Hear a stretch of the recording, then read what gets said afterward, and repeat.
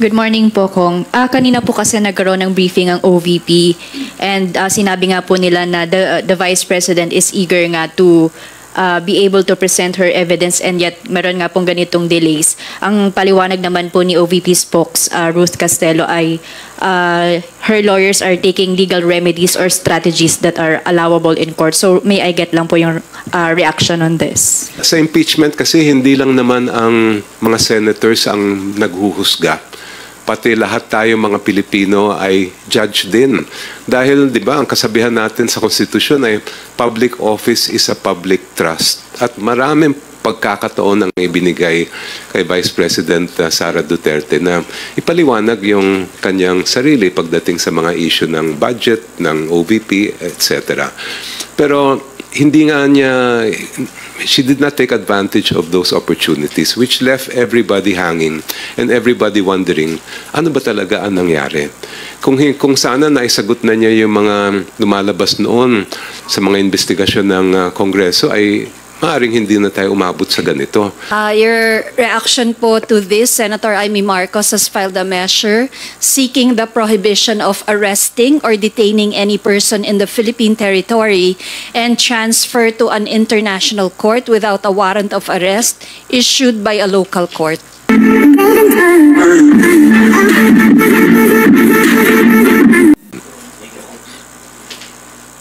Thank you, Earl. Next is Rose Cas from UNTV. Please proceed. Good morning po, Kong. Good morning. Pabalik lang po ako sa SWS survey kung saan majority ng Filipinos agree na dapat harapin ni VP Sara yun pong impeachment trial para po i-address yung pong corruption allegation. In that same survey, majority rin po ng mga Pilipino sa Mindanao, particularly 55% agree na dapat pong i-address ni VP Sara yung allegation sa kanya on corruption sa formal impeachment proceedings. What does it show na pati po sa Mindanao kung saan may impluensya po yung mga Duterte ay mataas din po yung percentage ng mga Filipino na nag-a-agree? I think it shows that the stance taken by the Vice President when the matter was being investigated by Congress ay hindi satisfied ang taong bayan, pati yung mga kapatid at kababayan natin sa Mindanao. And I think it's about time that there be more transparency. Kasi ang pinag-usapan naman natin dito, hindi pera ng isang tao lang, pera ng buong bansa yan. Kailangan magkaroon ng pananagutan, kailangan malaman ng tao kung paano at saan ginamit yung pera na nanggaling sa atin lahat. Ano naman po sa tingin niyo po yung implication na habang nabibinbin po yung proseso ng impeachment ay tumataas po yung public awareness kaugnay po ng issue? Yes, and the longer the longer it takes for the impeachment trial to happen, talagang tataas at tataas yan sa tingin ko because we only have so much patience. Ito ay isang utos ng ating konstitusyon na dapat matagal nang nagawa o nasunod pero hanggang ngayon ay hindi pa rin nangyayari. Last on my part na lang po regarding po sa SC resolution na nanghihingi po ng karagdagang dokumento at information sa Kamara kaugnay po ng impeachment complaints na inihain po against the Vice President.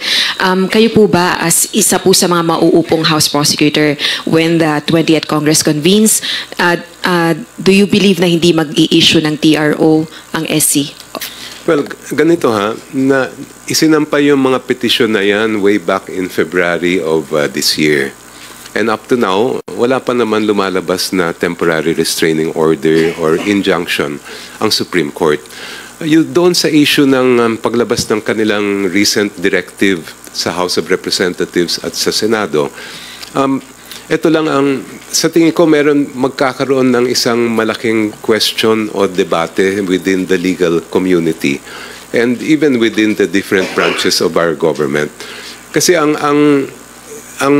kailangan mabalanse natin yung kapangyarihan ng Supreme Court to check grave abuse of discretion with the sole power put in the impeachment court by the Constitution. Nakalagay kasi sa Constitution natin, pagka mag-convene ang ating Senate bilang impeachment court, sila lang ang may kapangyarihan. Sabi nga ang wording ng Constitution, the sole power to try and decide the case. Ngayon, a balance has to be struck between that exclusive power given to the Senate as an impeachment court and the power given to the Supreme Court to check grave abuse of discretion.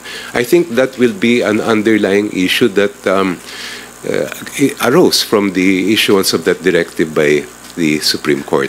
I fully respect the Supreme Court. I know ito ay isang pending case, kaya meron tayong sub judice rule.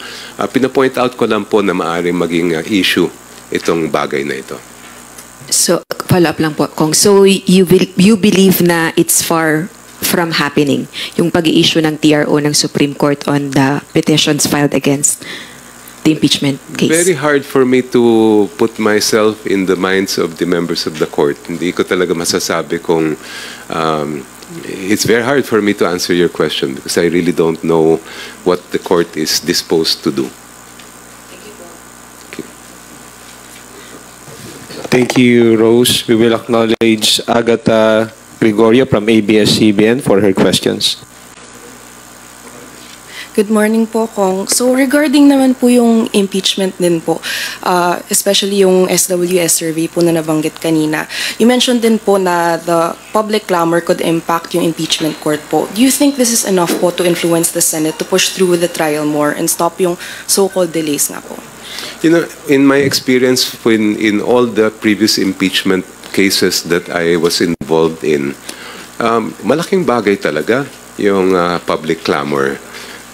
Mula pa noong impeachment case ni dating Pangulong Estrada hanggang ngayon, it's always been a factor because sabi nga nila, hindi lang naman legal ang isang impeachment, kundi political din. And the senators also are, many of them are up for re-election in the future. So iniisip din malamang nila kung ano yung magiging epekto ano yung mga nasa sa isip ng ating publiko. And then kayo po, have you met with the other House prosecutors since po talked about the second requirement po? Well, I have had discussions with the prosecution teams, pero dahil hindi pa naman ako official nakabahagi ng prosecution panel, I have not taken part in any of their meetings. I think that will have to wait until I am officially appointed, if ever, by the 20th Congress. And regarding po yung resolutions of both houses po for charter change, do you think enough po yung time given yung impeachment nga po and then we're halfway through with the Marcos administration po? Sa tingin ko, well, you raise a very good point. Sa tingin ko, wala kukulangin talaga ng oras yan para ma-address yung both houses resolution. Thank you po. Thank you.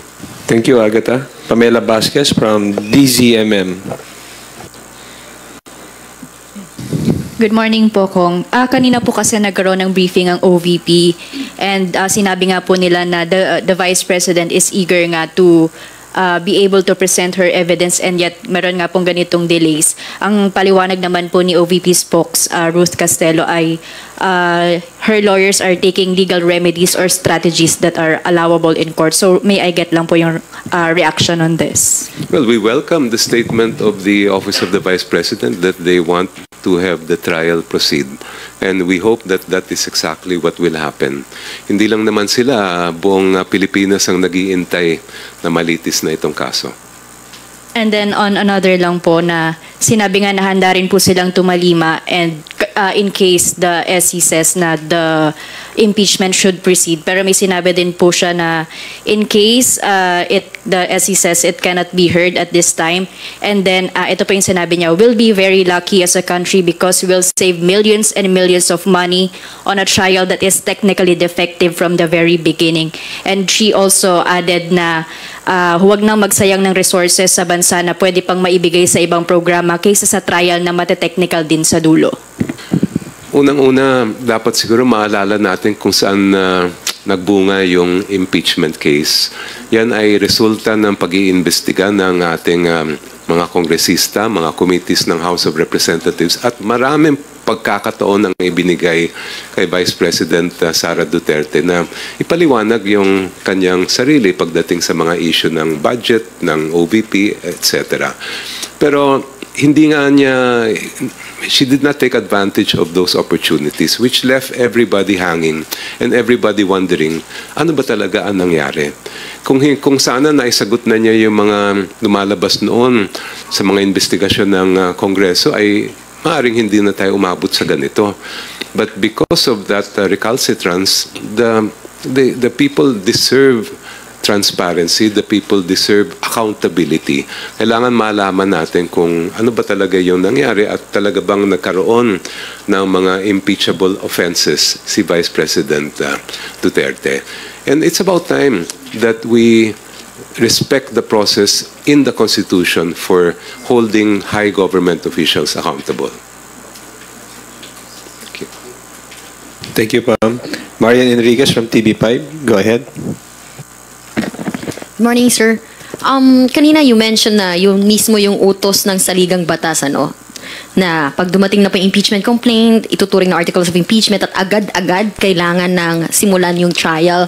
Pero up until now, wala pa rin pong nangyari. Even the pre-trial.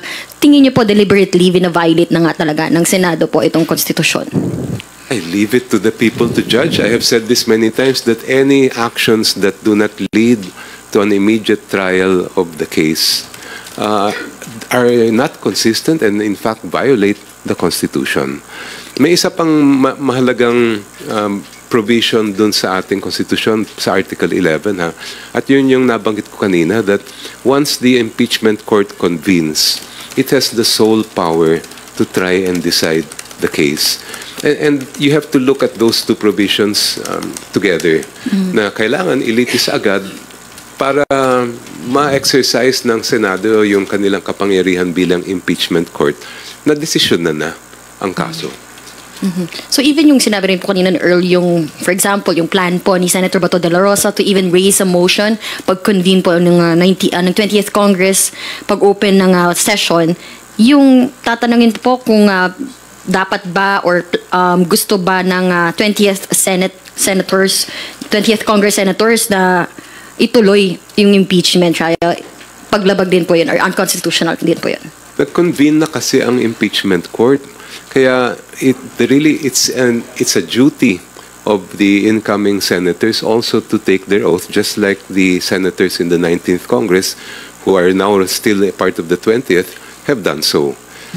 Tungkulin nila yun ang aking pananaw. Sir, kayo po, mayroon po ba kayong recommendation na siguro kung paano pwedeng gawin ng House Prosecution Team, maybe file a motion kahit umpisahan na po yung pre-trial, kahit sana pa paano may gumugulong kumbaga? Well, I cannot speak yet for the House Prosecution Panel at ayoko rin ilabas kung ano man ang magiging strategiya o mga taktika ng prosecution. So I'd rather not respond to that question in the meantime. But for you, if hindi pa naman, since hindi pa po kayo bahagi, kung kayo lang po personally tatanungin, ano pong tingin nyo maganda kayang dapat gawin din ng House Prosecution Panel right now para gumulong na po kahit paano yung proceedings? I think one of the problems the prosecution is facing, and again, I'm not speaking on behalf of the panel, is that wala pa tayong session and we are still in adjournment. Therefore, any motions that may be filed now will most likely not be acted upon until the 20th Congress opens. So kahit na may mga i-file ngayon, hindi tayo sure kung magkakaroon ng action. Pero sir, di ba continuing body ang impeachment court? So hindi po ba nila pwedeng gawin yun even during recess? Yes, in theory they can do it, but again, I'm not. I cannot put myself in the mind of the Senate President whether what his disposition is as far as that goes. Thank you, sir. Thank you. Thank you, Marian. Kat Porbes from Radio Pilipinas. Good morning po, Kong.Chel. Nabanggit niyo po kanina yung karagdagang pondo na kailangan po for education. Last week po, si Congressman Leandro Leviste started this initiative na out of pocket niya, magbigay ng 1,000 pesos na kumbaga parang allowance for students. And inihain din po niya ito bilang isang batas. Ang sabi niya is 1,000 pesos per month from kinder to college na para po mapondohan. Ang sabi niya, aminado po siya na medyo malabo po or mahihirapang pondohan ito from national government. But if the congressmen or senators would allot po a percentage of their budget for education, mukhang masasagot naman daw po. Sa akbayan po ba, do you think feasible po yung ganito? Would you be willing po to allot a certain portion of your budget for education, yung giving po ng pag-allowance? Parang hindi ko yata nabanggit kanina yung isa namin na bill na balak namin i-file, at yun yung Baon is Essential bill. Earlier I mentioned that one of the problems that we have, our students have, is that while education is free, wala silang pangbaon, wala silang pampamasahe, pambili ng mga school supplies at mga libro. Kaya yun ang isang talagang sinusulong ng akbayan, na magkaroon tayo ng isang Baon is Essential bill. The way we framed it ay para matulungan yung mga pinakamahihirap na mga estudyante natin.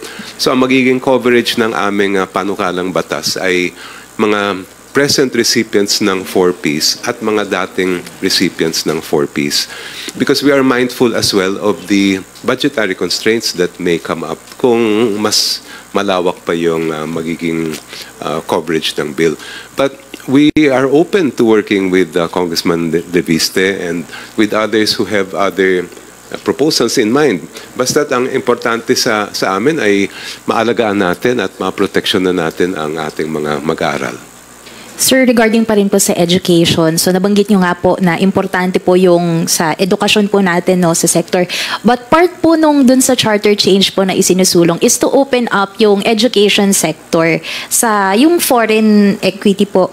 Ang kanilang punto po kasi is para yung kumbaga yung knowledge sharing po from foreign institutions na makuha din po dito sa Pilipinas o sa mga paaralan po dito sa atin.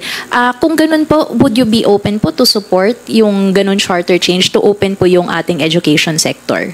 I think that will become a big issue that must be debated, because while there may be some advantages to doing that, there are also disadvantages to doing that. Given the state of our education today, na talagang nasa crisis mode tayo, I do not think that now is the time to open up our education to other countries. But again, we'll take it one step at a time pag dumating tayo dyan sa puntong yan. Sir, last na lang po on my end. Meron po kayo nabanggit na bill for papalakasin po yung protection ng karapatan at kapakanan po ng mga kabataan. Pwede po ba kayong mag-share ng ilang key points or key provisions doon? Kasi baka lang po, meron na po tayong mga issue kasi before, di ba, sa mga estudyante na parang sinasabi masyado ng lenient sa mga estudyante, hindi na sila nadidisiplina. Hindi naman po ba mauuwi sa ganun yung rights and protection ng children na kumbaga sa ngayong century hindi na po sila ganun kumbaga disiplinado. Wala naman pong magiging issue dun sa ganun po na dun sa rights na sinusulong po natin. Wala naman kaming nakikita. Kasi ayon sa mga pag-aaral ng mga experts, kailangan ng mga estudyante ng safe space so that they can develop as students. And when we speak of a safe space, it's not only safe in terms of against discrimination, but it must also be safe in terms of their ability to express themselves and to exchange and share opinions. It should also be safe for our campus journalists to be able to use that freedom of the press within their campuses. So ito yung mga bagay na sa tingin namin kailangan talagang tutukan. Yung isa pang issue ay, nabanggit ko rin ito kanina, sa mga estudyante naman na nag-i-internship, kuminsan ay medyo na-exploit sila dahil nga required yung mga internships or on-the-job training. So we hope also through legislation to address this problem. Maganda nga yung konsepto ng internship, dapat both sides must benefit from it. Thank you, Pat. Haji Camino from Brigada News. Kong Shell, good morning po. Good morning. Balikan ko lang po yung sa charter change na isinusulong. You've mentioned that kakapusin na po sa panahon kung ngayon na tatalakayin yung charter change. But the proponent, si Kong Alfredo Garbin, ang sinasabi daw po niya kasi is now is the right time to do the right thing. Tapos doon po sa pag-amyenda sa Article 1 sa national territory sa paglalagay nga po nung arbitral ruling sa West Philippine Sea, wala naman daw po sigurong Pilipino na tututol na i-conform po natin with the UNCLOS yung pag-iit sa rights po natin sa ating exclusive economic zone, sir. Your thoughts po?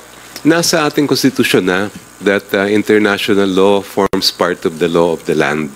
So whether that Article 1 is amended or not, ay kabahagi na ng batas natin, yung arbitral ruling ng the arbitral court sa The Hague. So kung yun lang naman yung purpose natin, ang nakikita lang namin magiging issue dyan ay once na mabuksan yung pag-amenda ng Constitution, maaring may iba pang babaguhin doon. And again, that may open up a can of worms because there will be many different positions taken by different parties and legislators as far as what should or shouldn't be amended. Sana ang gawin natin para hindi naman pumasok yung politika sa pag-aamenda ng konstitusyon ay let's move it forward and first create, let's say, a panel of experts from the academe, civil society, and all other players in our society to come up with ano ba talaga yung kailangan nating gawin para sa pagbabago ng ating konstitusyon. And then tackle it 5 years down the road or certain number of years down the road para assured tayo na magiging evidence-based yung gagawin natin at hindi lamang dahil sa mga political agenda. I'm not saying that anyone has a specific agenda. I'm just saying that kuminsan yun ang nangyayari pagdating sa Chacha. Buti po't na-mention po ninyo yung panel of experts sa Kong Shell. Kasi ang binabanggit naman po ni Kong Garbin, parang dapat nga daw ipaliwanag po ng mahusay o ng mabuti sa publiko kasi nalalagyan nga daw po ng negatibo, nalalagyan ng fear, nalalagyan ng kumbaga misinformation yung charter change dahil nga po malalagyan ng political amendment. So tingin po ninyo ito yung magiging effective way of addressing yung fears ng public to have a panel na kumbaga sasailalim sa consultation itong charter change. For me, consultation is always beneficial, lalong-lalo na pagka ang nakukonsulta, yung talagang stakeholders sa isang issue. And that will also allay fears perhaps that it's being used for other purposes. Last na lang po, other topic lang, Kong Shell. Balikan ko lang sa OVP. Nabanggit din po kanina sa press briefing ni spokesperson Castelo na pag sinabi naman daw, kasi sinagot po nila yung binabanggit na hindi naman ibig sabihin na nakakuha ka ng unmodified opinion rating from the Commission on Audit, walang irregularity. Pero pag nakakakuha daw po kasi ng mga ganitong klase ng rating, doon din daw po tutungo na walang mali sa pag-present ng mga financial statements at wala daw pong missed financial statements sa Kong Shell. Hindi ko na-cover na-monitor yung mga nabanggit na yon. But I think the proper platform for this discussion is in the impeachment proceedings because that's really where evidence should be presented. Thank you po.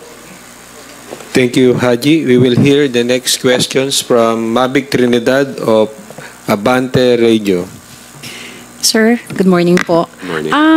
Balikan ko lang ho yung survey regarding the impeachment of VP.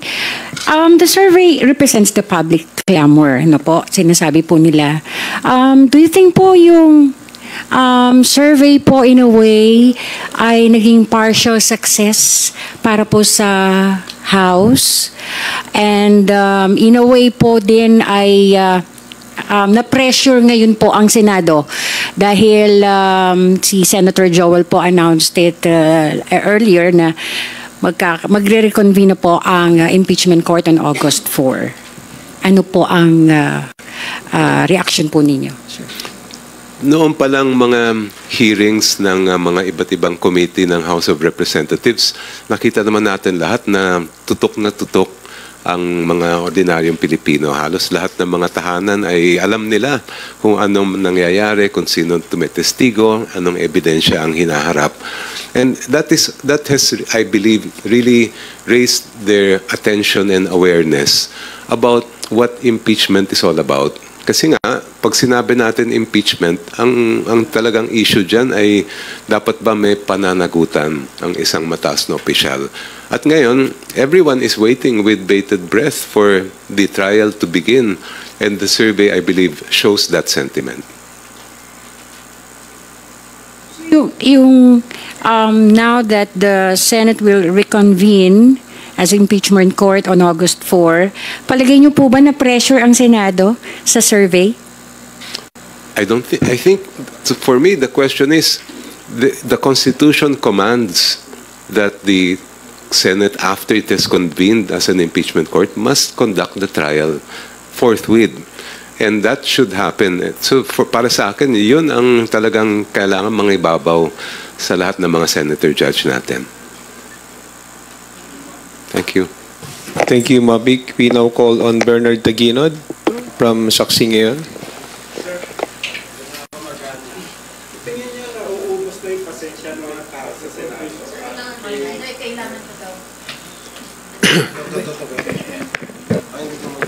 Tingin niyo, sir, nauubos na yung pasensya ng mga tao sa Senado at kay VP dahil sa pagsagot, kaya gano'n na lang yung lumabas sa survey?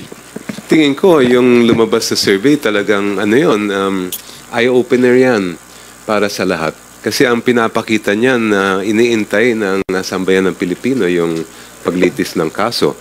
We are all waiting for the trial to begin. Naubos na pasensya? I think you can come to that conclusion from the results of the survey.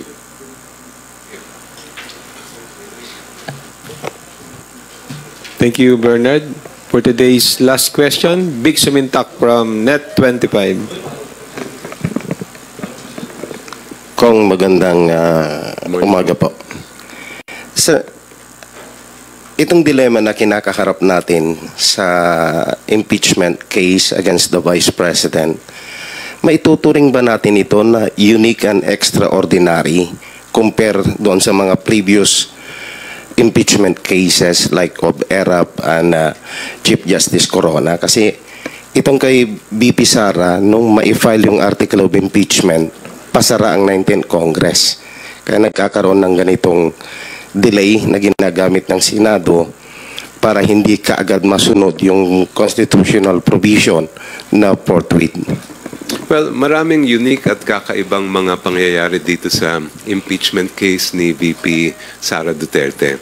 Nandyan yung nabanggit ninyo na yung timing ng pag-filing, pero hindi lang yon. Nandyan din yung issue ng yung mga nangyari before and after the articles, the verified complaint was filed. At pinaka-recent, syempre, yung direktiba na nanggaling sa ating Korte Suprema, samantalang nag-convene na ang ating Senado bilang impeachment court. So all of these issues are new, and as far as I'm aware, wala pa talaga tayong konkretong jurisprudence pagdating sa mga ilang issue na yan. Thank you. We will entertain Tina Panganiban Perez of GMA7. Sir, may pahabol lang po yung aking office. Your reaction po to this, Senator Amy Marcos has filed a measure seeking the prohibition of arresting or detaining any person in the Philippine territory and transfer to an international court without a warrant of arrest issued by a local court. I haven't seen that resolution, no? But just based on what you have informed, what you have told me, number one, kahit na tayo ay kumalas na sa International Criminal Court, meron pa rin tayong mga obligasyon sa court sa ilalim ng Rome Statute for those crimes that are committed or covered by the jurisdiction of the ICC noon tayo ay membro. And included doon yung ating obligasyon na sumunod. We have a duty to respect and to follow the procedures of the ICC. Any law that we will pass or that will be in violation of the Rome Statute, for me, would not be consistent with our obligations under the ICC. Yung isa pang bagay na sana madina natin ay ang ICC ay isang court of last resort, kaya nga meron siyang principle of complementarity. Ibig sabihin nun, kung kaya naman litisin ng maayos at patas ang kaso sa isang bansa tulad ng Pilipinas, ay hindi na kailangan pang pumunta sa ICC. But based on the deliberations of the International Criminal Court, they have come to the conclusion that, and I fully agree with it, that it will be so difficult to have a fair trial in the Philippines of a former president who has still a lot of influence, na maaring matakot ang mga testigo, maaring magdalawang isip, maaring a former president who also managed to appoint a lot of members of the judiciary, a former president who really waged a war on drugs that was a very violent war. Kaya para sa akin, we can be assured of a fair trial if it's done in the ICC. The judges there cannot be coerced, intimidated, or otherwise influenced in their decisions. Pati ang mga testigo ay hindi rin matatakot na humarap at sabihin yung kanilang kaalaman. Thank you. So sir, malabo pong pumasa yung ganitong panukalang batas? I would have to read the bill before I can really say, no? But I think that doon pa lang sa kanila pagdedebatehan na maigi yan. Thank you, sir. Thank you, Vic and Tina. Before we conclude our press conference, we kindly request our honorable guest to share his few closing words. Well, first of all, maraming salamat sa itong ginawa natin na kwentuhan. Feeling ko kanina parang mas mahirap pa yata ito sa pagharap sa Supreme Court sa oral argument. But thank you so much for the opportunity to introduce my agenda. I hope this will be only the first of many conversations we will have. At my door is always open for the media. Maraming salamat po. Thank you, Akbayan Party List Representative Ciel Diokno, for joining us this morning. Sa inyong lahat, magandang umaga po ulit.